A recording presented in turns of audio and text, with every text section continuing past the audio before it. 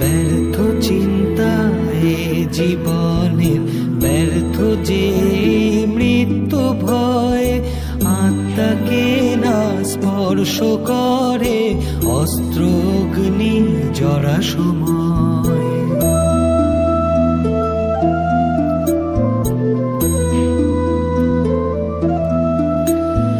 পঞ্চভূতের নির্মিত এই দেহ কেবল বস্ত্র যে,